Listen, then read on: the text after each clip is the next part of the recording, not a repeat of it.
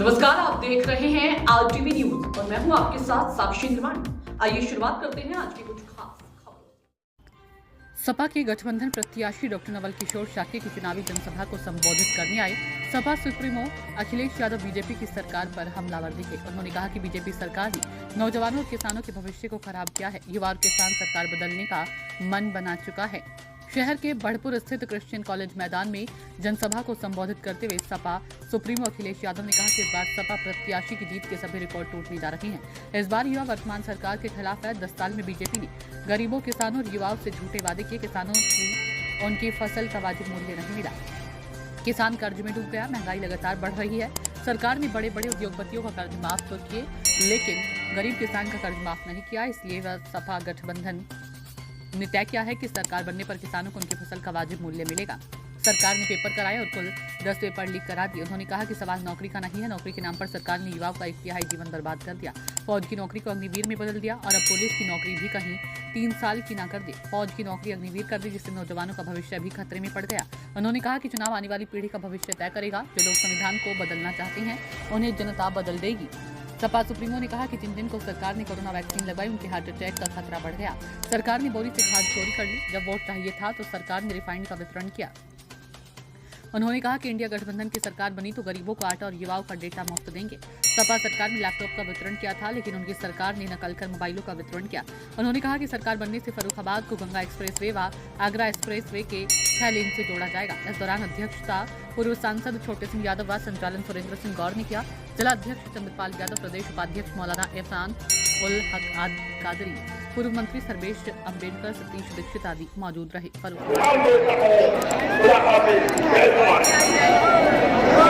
बहुत धन्यवाद भाई विधायक जी। इसी क्रम में एक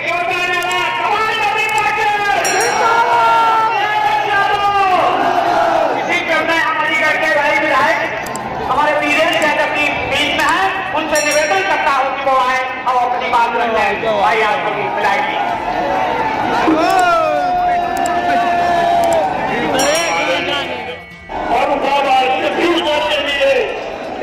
फ्यूचर के लिए ये जरूरी है कि लड़ाई संविधान को जाने की लड़ाई है। मैं अपने दलित समाज से, बैकवर्ड समाज से और सब समाज से साथियों से कहना चाहता हूँ कि संविधान को जाना है तभी देश बचेगा।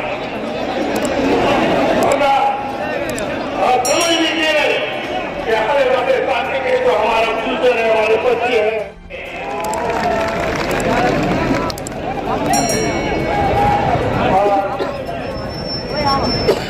परिवर्तन की हेलीपैड गए वीडियो अखिलेश यादव को प्रणाम करते हुए इस मंच पर बैठे हुए समाजवादी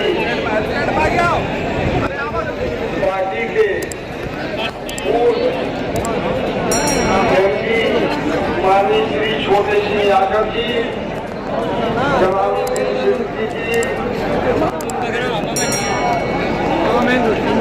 और बेटा से जो हमारी भतीजी जिला पंचायत अध्यक्ष आई, उनको नमस्कार करता हूँ।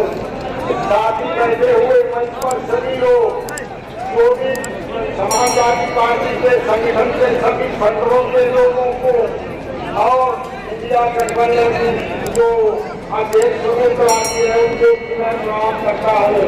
साथ ही मंच पर जो भी लोगों से हम नाम नहीं ले पाएंगे हमें माफ कर देना। हम सबको प्रणाम करते हुए, नमस्कार करते हुए, सलाम करते हुए मंच को हम नमन करते हैं। साथ ही सामने बैठे हुए जो हमारी शान बढ़ाने वाले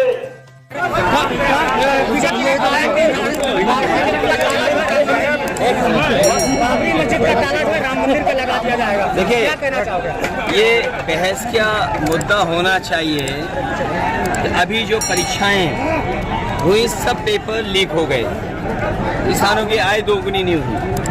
और सबसे बड़ा सवाल ये है कि भारतीय जनता पार्टी आरक्षण और संविधान को ख़त्म करना चाहती है।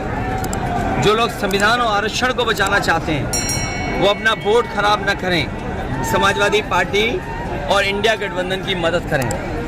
आप ये बताइए, जब दिल्ली जैसी जेएनयू में पीडीए परिवार के लोग केवल 15% से कम हैं, बीएचयू यूनिवर्सिटी में 15% से कम नौकरी में हैं, और लगातार सरकार जो प्राइवेट कर रही है, चीज़ों को आउटसोर्स कर रही है, अग्निवीर जैसी व्यवस्था ला रही है, इससे नौजवान दुखी है।